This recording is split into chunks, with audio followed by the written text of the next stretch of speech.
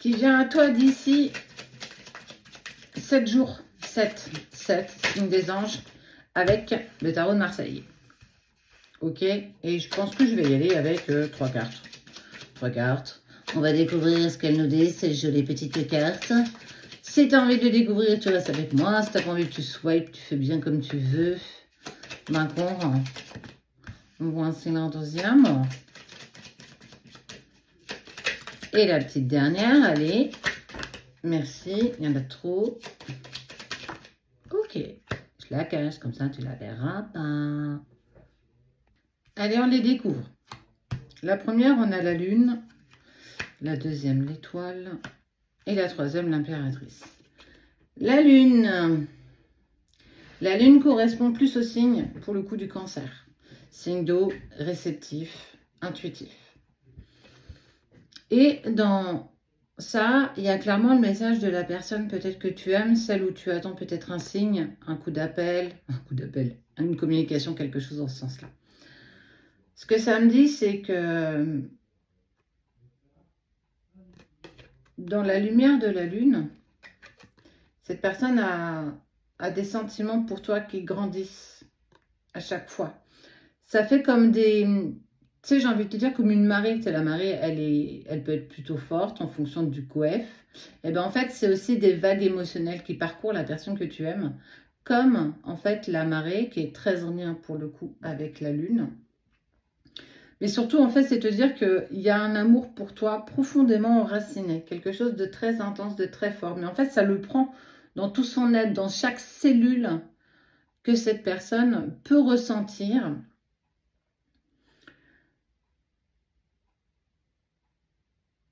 Il y a une vraie influence de ces sentiments, de cet amour pour toi, mais surtout de cette véracité. C'est un vrai moment d'introspection, mais aussi de révélation en lien avec cette personne. Elle prend clairement conscience des choses.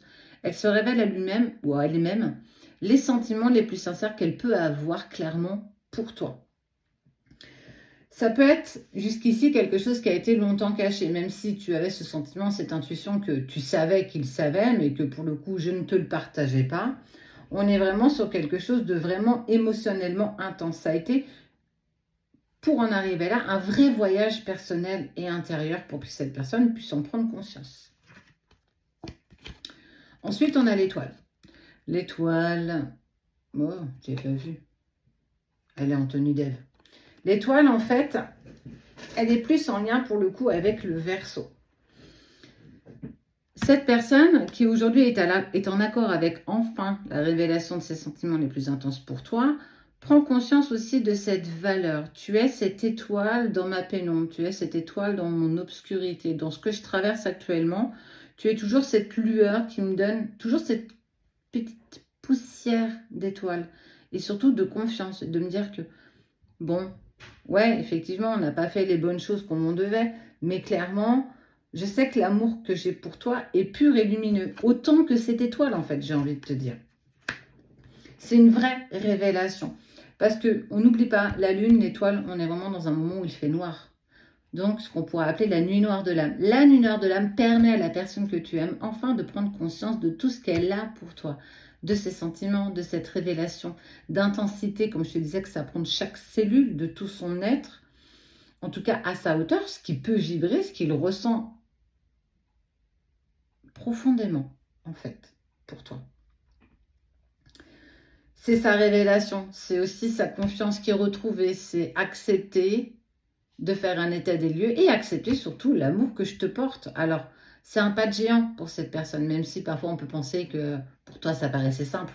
Mais pour lui, pour elle, qui est encore dans cette nuit noire de l'âme, c'est une bouffée d'air frais, c'est une bouffée d'oxygène, c'est cette étoile dans cette nuit obscure, c'est la lune aussi, c'est cette lueur. Cette lueur lui permet, vous permet, en fait, surtout d'être en accord l'un avec l'autre.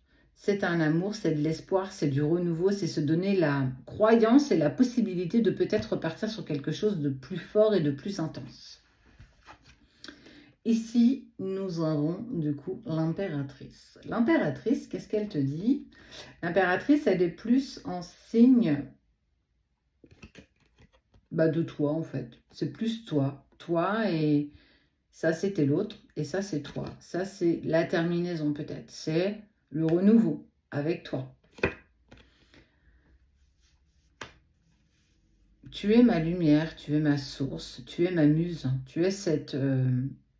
Alors, pas toi physiquement, je parle vraiment d'âme à âme, de cellules, de choses pas possibles de toucher, en fait, d'avoir cette perception par le toucher. On est vraiment sur un amour, une abondance, l'acceptation de ce que tu représentes à mon cœur, mais bien plus à mon âme. Il revient de loin, quoi. N'oublie pas, il revient vraiment de loin et tu es cette bouffée d'oxygène. Tu es cette étoile dans le ciel. Tu es aussi cette lune. Tu es cette vague émotionnelle que tu lui as fait vivre intensément, profondément. On est sur de la beauté, on est sur de l'amour, de l'harmonie. Et ça évoque aussi la croissance, ça évoque aussi la créativité, ça évoque aussi le renouveau. L'acceptation de repartir sur un nouveau cycle, se donner l'opportunité de pouvoir avancer, de pouvoir être unis, complémentaires, à l'unisson, ne faire qu'un. Tu sais, c'est ce 1 plus 1 égale 3 qui à la fin fait 1. Ouais, je suis pas très bonne en maths, hein. Ouais, je te vois venir. Mais en fait, c'est aussi une période de développement, de prospérité. C'est accepter d'avoir avancé chacun pour soi pour en arriver là. Pour en fait avoir cette prospérité à deux dans tous les aspects de votre vie. C'est un magnifique massage. Tu le prends, tu le laisses, tu en fais ce que tu veux. Mais en tout cas, si ça, c'est pas des prémices de retrouvailles, ben je sais pas ce que c'est.